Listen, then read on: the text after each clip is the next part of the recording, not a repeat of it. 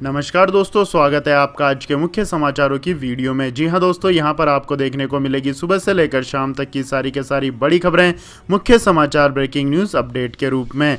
तो दोस्तों आपसे रिक्वेस्ट है इस वीडियो को ज़्यादा से ज़्यादा लाइक और शेयर करें। तो दोस्तों जान लेते हैं आज की पहली बड़ी खबर।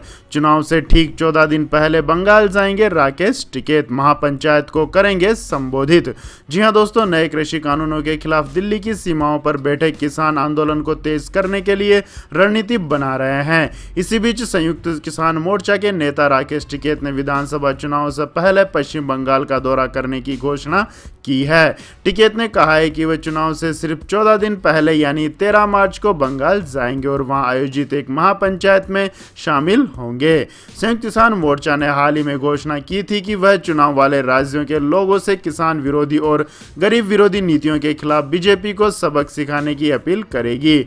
बताया जा रहा है कि डॉक्टर दर्शन पाल, योगेंद्र यादव, बलवीर सिंह राजेवाल जैसे अन्य किसान नेता भी 12 मार्च को इस महापंचायत में शामिल होंगे, जबकि राकेश टिकैत 13 मार्च को इसे संबोधित करेंगे। इसके बाद दोस्तों जान लेते हैं अगली बड़ी खबर। ममता बनर्जी भवानीपुर से नहीं नंदीग्राम से लड़ेगी चुनाव, बीजेपी बोली ममता ने मान ली हार। जी हां दोस्तों, तृणमूल कांग्रेस सुप्रीमो ममता बनर्जी के नंदीग्राम से चुनाव लड़ने की घोषणा के बाद बीजेपी ने तंज कसते हुए कहा है कि अपनी हार सामने देखकर ममता डर गई है, इसलिए नंदीग्राम भाग गई है। बीजेपी नेता राहुल सिन्हा ने कहा कि नंदीग्राम में टीएमसी का उत्थान हुआ था, उसके बाद उन्होंने नंदीग्राम को देखा भी नहीं और वहां की जनता के साथ विश्वासघात किया। अब वे भवानीपुर से विश्वासघात कर नंदीग्राम में जा रही हैं। वहां की जनता विश्वासघात का जवाब वोटों से देगी। नंदीग्राम में भी टीएमसी सुप्रीमो की हार निश्चित है। सीपीएम को आगे बढ़ाकर टीएमसी सोच रही है कि बीजेपी से बच जाएंगे, लेकिन ऐसा नहीं होगा। बंगाल की जनता शांति चाहती है, टीएमसी खून और लूटपाट की राजनीति करती है। इसे खत्म करने के लिए मोदी जी का शासन बंगाल आएगा। इसके बाद दोस्तों जान लेते हैं अगली बड़ी खबर। फिर बड़ी महबूबा मुफ्ती की मुश्किलें, ईडी ने पूछताछ के लिए बुलाया दिल्ली। जी हां दोस्तों, जम्मू कश्मीर की पूर्व सीएम और पीपुल डेमोक्रेटिक पार्टी की अध्यक्ष महबूबा मुफ्ती की मुश्किलें एक बार फिर बढ़ती नजर आ रही है। प्रवर्तन निदेशालय ने शुक्रवार को मनी लॉन्ड्रिंग से जुड़े एक मामले में समन जारी कर महबूबा मुफ्ती को पूछताछ के लिए 15 मार्च को तलब किया है। महबूबा मुफ्ती की बेटी सना मुफ्ती ने बताया कि ईडी के अधिकारी समन देने के लिए हमारे घर आए थे, लेकिन उस समय मेरी मां घर पर मौजूद नहीं थी, इसलिए मैंने अधिकारियों को अपने घर पर तब आने के लिए कहा जब मेरी मां मौजूद रहे और वे खुद अपने हाथों से उन्हें समन सौंपे। सना मुफ्ती ने आगे बताया कि ईडी ने उन्हें 15 मार्च को दिल्ली में एजेंसी हेड ऑफिस में मौजूद होने के लिए कहा है। सना मुफ्ती ने कहा है कि ये राजनीतिक बदले का एक स्पष्ट उदाहरण है। ये मेरी मां को डराने के लिए किया जा रहा है, क्योंकि जम्मू कश्मीर से अनुच्छेद 370 के निरस्त होने के बाद से वह खुलकर सरकार की आलोचना करती रही है। इसके बाद दोस्तों जान लेते हैं अगली बड़ी खबर। बार बार मकान बदलने वालों को राहत, बिना किसी डॉक्यूमेंट के आधार कार्ड में अपडेट कर सकेंगे पता। जी हां दोस्तों, आप एक मकान से शिफ्ट होकर दूसरे मकान में गए हैं, लेकिन आधार में पता अपडेट नहीं होने से परेशान है क्योंकि आपके पास कोई वैलिड डॉक्यूमेंट प्रूफ नहीं है जिससे आप आधार में पता अपडेट कर सकें, तो आपको ज्यादा चिंता करने की जरूरत नहीं है। Unique identification authority of India ने देश के लोगों को यह सहूलियत दी है कि वो अपना मौजूदा पता तब भी अपडेट कर सकते हैं जब उनके पास कोई एड्रेस प्रूफ के लिए दस्तावेज नहीं है। आपकी जानकारी के लिए बता दें दोस्तों, यह सर्विस उन लोगों के लिए ज़्यादा फायदेमंद है जो एक जगह से दूसरी जगह शिफ्ट हुए हैं, जैसे किसी की शादी हो जाए या इस सर्विस के जरिए वो अपना पता ऑनलाइन बड़ी आसानी के साथ बदल सकते हैं। इसके बाद दोस्तों जान लेते हैं अगली बड़ी खबर। संपत्ति जब्त किए जाने के मामले में फारूक अब्दुल्ला ने दी ईडी के आदेश को चुनौती।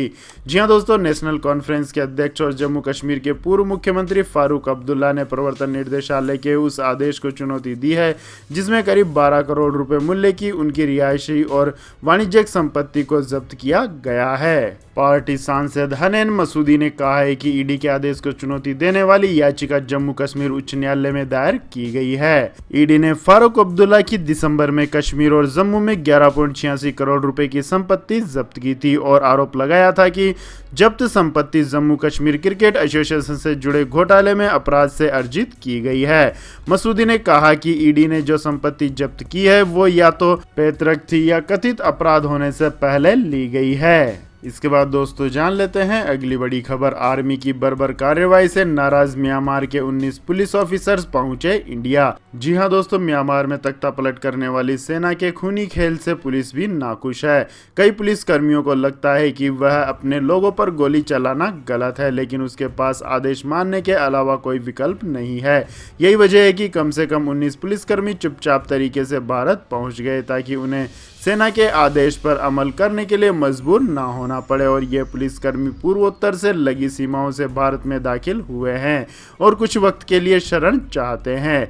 हमारी सहयोगी वेबसाइट व्यूअन में छपी खबर के अनुसार एक स्थानीय अधिकारी ने नाम उजागर न करने की शर्त पर बताया है कि म्यांमार पुलिस के जवान उत्तर पूर्वी राज्य मिजोरम के संपई और सेरछिप जिले में पहुंचे हैं। सभी छोटी रैंक वाले पुलिसकर्मी हैं और उनके पास कोई हथियार भी नहीं है। अधिकारियों ने खुफिया रिपोर्ट का हवाला देते हुए कहा है कि अभी और लोगों के सीमा पार करके यहां आने की उम्मीद है।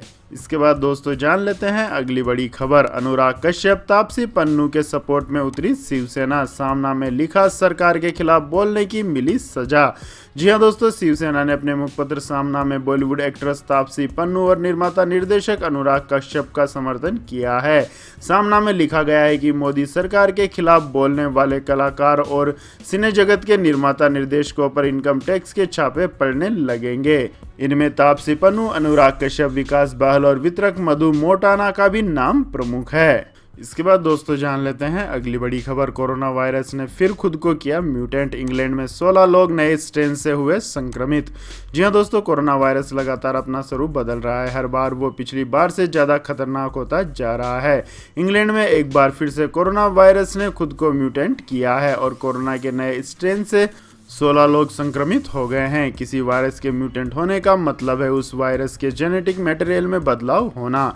कोरोना वायरस अब तक हजारों बार खुद को म्यूटेंट कर चुका है। इसके बाद दोस्तों जान लेते हैं अगली बड़ी खबर। ड्रैगन की नई चाल। हांगकांग की राजनीति को भी नियंत्रित करने की तैयारी में है चीन। जी हां दोस्तों, चीन ने अपने नियंत्रण वाले हांगकांग की रणनीति पर पकड़ मजबूत करने की तैयारी की है।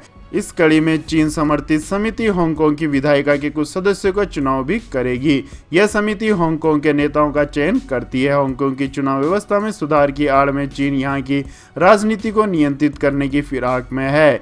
इसके बाद दोस्तों जान लेते हैं अगली बड़ी खबर। बाइडेन प्रशासन में भारतीय अमेरिकियों की ऐतिहासिक नियुक्तियां। कहा वे संभाल रहे हैं देश की कमान। जी हां दोस्तों, अमेरिका में हाल ही में राष्ट्रपति पद संभालने वाले जो बाइडेन का भारतवंशियों पर खास भरोसा नजर आ रहा है। 50 दिनों में कम से कम उनके प्रशासन में 55 भारतीय अमेरिकी बड़े पदों पर नियुक्त किए गए हैं। बाइडेन का भी कहना है कि भारतीय अमेरिकी देश की कमान संभाल रहे हैं। नासा के लिए स्पीच राइटर से लेकर प्रशासन के लगभग सभी क्षेत्रों में भारतवंशियों की मौजूदगी है। इसके बाद दोस्तों जान लेते हैं अगली बड़ी खबर। ईरान में नाकाम हुई प्लेन को हाईजैक करने की कोशिश। कई यात्री थे सवार। जी हां दोस्तों, ईरान के अर्धसैनिक बल रिवोल्यूशनरी गार्ड ने दावा किया है कि अधिकारियों ने बृहस्पतिवार रात एक यात्री विमान को उड़ाने के दौरान अपहरण किए जाने के प्रयास को नाकाम किया है। बल ने अपनी आधिकारिक वेबसाइट पर कहा है कि जिस विमान के अपहरण का प्रयास किया गया वह दक्षिण पश्चिमी शहर हवाज से उत्तर पश्चिम के शहर मशहाद जा रहा था। हालांकि गार्ड द्वारा शुक्रवार को की गई इस घोषणा में अपहरणकर्ता की पहचान उजागर नहीं की गई है। उन्होंने कहा है कि ईरान एयर की उड़ान को मध्य ईरानी शहर इस्फहान में आपातकालीन परिस्थितियों में उतारा गया। इस घटना में कोई हताहत नहीं हुई है। इसके बाद दोस्तों जान लेते हैं अगली बड़ी खबर। सामने आई यूएन की चौंकाने वाली रिपोर्ट। विश्व में 1.03 अरब टन खाद्यान्न उत्पादन होता है बर्बाद। जी हां दोस्तों, संयुक्त राष्ट्र की एक रिपोर्ट में अनुमान लगाया गया है कि दुनिया भर में हर साल 17% खाद्य उत्पाद बर्बाद हो जाता है। यह करीब 1.03 अरब टन होता है। यह बर्बादी पिछली रिपोर्ट से कहीं अधिक है। हालांकि इसकी सीधी तुलना मुश्किल है क्योंकि इसके आकलन की अलग अलग परिस्थितियां हैं और कई देशों में आंकड़ों का अभाव भी है। ओहियो स्टेट यूनिवर्सिटी के शोधकर्ता ब्रायन रो ने कहा है कि आकलन में सुधार से प्रबंधन में सुधार किया जा सकता है। इसके बाद दोस्तों जान लेते हैं अगली बड़ी खबर। लेकिन दोस्तों अगली खबर जानने से पहले आप लोगों से गुजारिश है कि इस वीडियो में दिखाई गई खबरें अगर आपको पसंद आई हो तो इस वीडियो को लाइक करें, शेयर करें और हमारे चैनल को सब्सक्राइब करें। तो दोस्तों जान लेते हैं आज की अगली बड़ी खबर। देश में पहली बार हो रहा है कार्गो कंटेनर का निर्माण, खत्म होगी चीन पर निर्भरता। जी हां दोस्तों, प्रधानमंत्री नरेंद्र मोदी लगातार मेक इन इंडिया पर जोर दे रहे हैं और आत्मनिर्भर भारत बनाने का आह्वान कर रहे हैं। वहीं भारत में पहली बार 2 स्वदेशी हैवी इंजीनियरिंग कंपनियों के माध्यम से कार्गो कंटेनरों का निर्माण किया जा रहा है। इंडियन एक्सप्रेस में छपी एक रिपोर्ट के मुताबिक इस कदम का उद्देश्य लॉजिस्टिक्स सेक्टर में चीन और अन्य विदेशी कंपनियों पर देश की निर्भरता को खत्म करना है। ब्रेथवेट और भारत हैवी इलेक्ट्रिकल लिमिटेड को कंटेनर कॉरपोरेशन ऑफ इंडिया ने ऑर्डर दिया है, जिसकी कंटेनर मूवमेंट मार्केट में 85% हिस्सेदारी है। दोनों कंपनियों को 1,000 कंटेनर बनाने हैं। वर्तमान में भारत के पास अपने कार्गो कंटेनरों के निर्माण की कोई क्षमता नहीं है। वह सभी विदेशी कंपनियां मुख्य रूप से चीनी कंपनियों द्वारा निर्मित है। चीन कार्गो कंटेनर के क्षेत्र में वैश्विक लीडर है और भारत सहित दुनिया भर में कंटेनरों के निर्माण करता है। वे वैश्विक प्रतिस्पर्धा की तुलना में सस्ते हैं। अब भारत इस क्षेत्र में आत्मनिर्भर बनना चाहता है। इसके बाद दोस्तों जान लेते हैं अगली बड़ी खबर। 440 अंक लुढ़का सेंसेक्स, निफ्टी 15,000 के नीचे हुआ बंद। जी हां दोस्तों, वैश्विक शेयर बाजारों में आई गिरावट से शुक्रवार को घरेलू बाजार में भी दबाव बना रहा। सप्ताह के आखिरी कारोबारी दिन शेयर बाजार लाल निशान पर बंद हुआ। कारोबार के अंत में शुक्रवार को बॉम्बे स्टॉक एक्सचेंज का सेंसेक्स 440.76 अंक यानी 0.87% की गिरावट के साथ 50,405.32 रुपए के स्तर पर बंद हुआ। वहीं नेशनल स्टॉक एक्सचेंज का निफ्टी 142.65 अंक यानी 0.95% नीचे 14,938.10 के स्तर पर बंद हुआ। इसके बाद दोस्तों जान लेते हैं आज के मौसम अपडेट्स। तो दोस्तों आने वाले 24 घंटों के दौरान अरुणाचल प्रदेश में हल्की से मध्यम बारिश के साथ साथ 1-2 स्थानों पर भारी बारिश हो सकती है। अरुणाचल प्रदेश के ऊपरी इलाके में भी कहीं ओलावृष्टि या बर्फबारी होने की संभावना है। वहीं असम, मेघालय, नागालैंड, मणिपुर, मिजोरम और त्रिपुरा में छिटपुट बारिश हो सकती है। पश्चिम हिमालय राज्यों में भी हल्की बारिश की गतिविधियां शुरू हो सकती है। अंडमान और निकोबार द्वीप समूह पर हल्की से मध्यम बारिश संभव है। देश के बाकी सभी भागों में मौसम के मुख्यतः शुष्क रहने का अनुमान है। उत्तर पश्चिमी भारत में दिन और रात का तापमान सामान्य से ऊपर रहेगा। इसके बाद दोस्तों जान लेते हैं आज के पेट्रोल और डीजल के भाव। तो दोस्तों एनसीआर समेत पूरे देश में बार बार पेट्रोल डीजल की कीमतों में वृद्धि का सिलसिला पिछले 6 दिनों से रुका हुआ है। लगातार छठे दिन डीजल की कीमतों में कोई वृद्धि नहीं हुई है। बीते शनिवार को पेट्रोल की कीमत 24 से 25 पैसे तक की बढ़ोतरी हुई थी। वहीं डीजल की कीमत में 15 से 16 पैसे तक की बढ़ोतरी हुई थी। देश के लगभग सभी शहरों में पेट्रोल डीजल की कीमतें सर्वकालीन उच्च स्तर पर पहुंच गई है।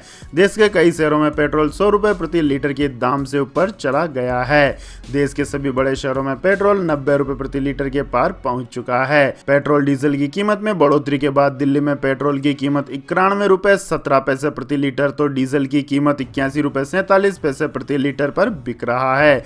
आपको बता दें कि पेट्रोल और डीजल की कीमतों में रोजाना सुबह 6 बजे बदलाव होता है।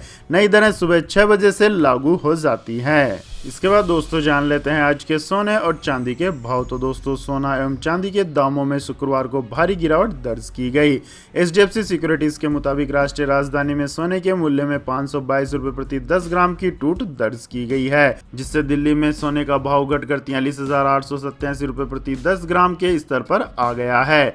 इससे पिछले सत्र में सोने का बंद भाव 44,409 रुपए प्रति 10 ग्राम पर था। एचडीएफसी सिक्योरिटीज के मुताबिक अंतर्राष्ट्रीय स्तर पर सोने के दाम में गिरावट की वजह से घरेलू बाजार में भी सोने के रेट में कमी दर्ज की गई। हालांकि बाजार में चांदी की कीमत भी लुढ़की है। एचडीएफसी सिक्योरिटीज के मुताबिक दिल्ली में चांदी की कीमत में 1822 रुपए प्रति किलोग्राम की टूट दर्ज की गई है। इससे शहर में चांदी की कीमत 64,805 रुपए प्रति किलोग्राम पर बिक रही है।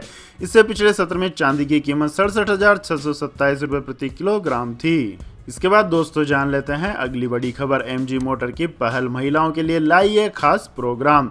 जी हां दोस्तों, auto company MG motor India ने महिलाओं के लिए खास प्रोग्राम वुमेंटरशिप को लॉन्च किया है। इससे खास महिला उद्यमियों को मदद मिलेगी।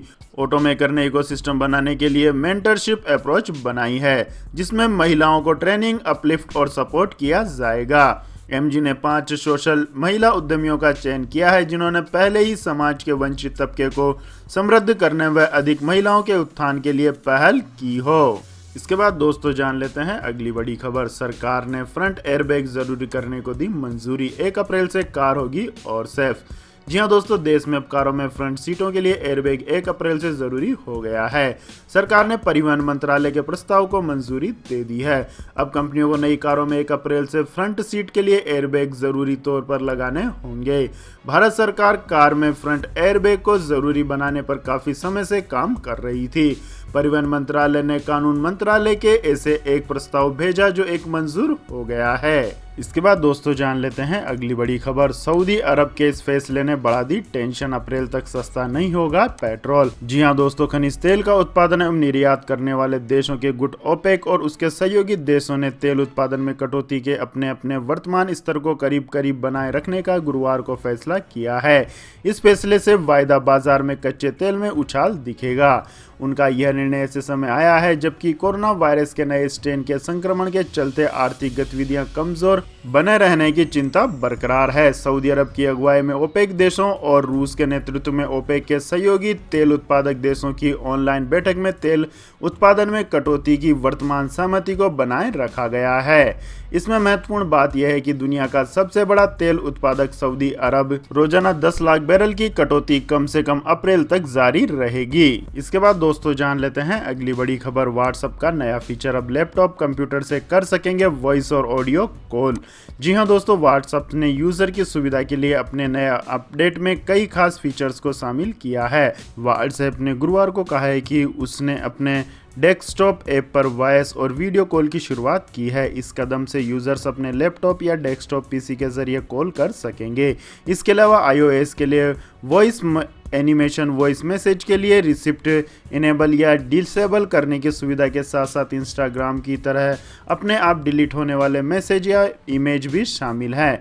व्हाट्सएप इसमें से कुछ फीचर्स को बीटा फेज में टेस्टिंग कर रहा है जो कि जल्द ही सभी यूजर्स के लिए उपलब्ध होगा। इसके बाद दोस्तों जान लेते हैं अगली बड़ी खबर। ऋषभ पंत ने की एडम गिलक्रिस्ट की बराबरी। भारत, इंग्लैंड और ऑस्ट्रेलिया में शतक जमाने वाले दुनिया के सिर्फ दूसरे विकेटकीपर बने। जी हां दोस्तों, टीम इंडिया के विकेटकीपर बल्लेबाज ऋषभ पंत ने इंग्लैंड के खिलाफ चौथे टेस्ट मैच में शुक्रवार को 101 रनों की पारी खेली। यह ऋषभ पंत के टेस्ट कैरियर का ओवरऑल तीसरा और भारतीय जमीन पर पहला शतक है। इसके साथ ही उन्होंने टेस्ट क्रिकेट में भारत, इंग्लैंड और ऑस्ट्रेलिया में शतक जमाने के मामले में ऑस्ट्रेलिया के दिग्गज विकेट कीपर बल्लेबाज एडम गिलक्रिस्ट की बराबरी कर ली है। आपकी जानकारी के लिए बता दें दोस्तों, ऋषभ पंत ने टेस्ट कैरियर का पहला टेस्ट इंग्लैंड के खिलाफ 2018 में ओवल टेस्ट में जमाया था। तब उन्होंने 114 रनों की पारी खेली थी। उनका दूसरा शतक 2019 में 9वें टेस्ट में ऑस्ट्रेलिया के खिलाफ सिडनी में लगाया था। तब उन्होंने 159 रनों की पारी खेली थी। अब उन्होंने कैरियर के 20वें टेस्ट में तीसरा शतक जमाया है। तो यह थी दोस्तों आज की सभी महत्वपूर्ण बड़ी खबरें। और दोस्तों बारी आती है आज के माइंड क्विज क्वेश्चन की, जिसका जवाब देकर आप बन सकते हैं एक शानदार उपहार के विजेता। तो दोस्तों आज का सवाल है, भारत का सबसे पुराना बैंक कौन सा है? जी हां दोस्तों, अगर आपको इस सवाल का जवाब आता है तो तुरंत कमेंट सेक्शन में लिख दीजिए। इस वीडियो को लाइक कीजिए, शेयर कीजिए और हमारे चैनल को सब्सक्राइब करके बेल आइकन का बटन भी दबा लें। धन्यवाद। जय हिंद, जय भारत, वंदे मातरम।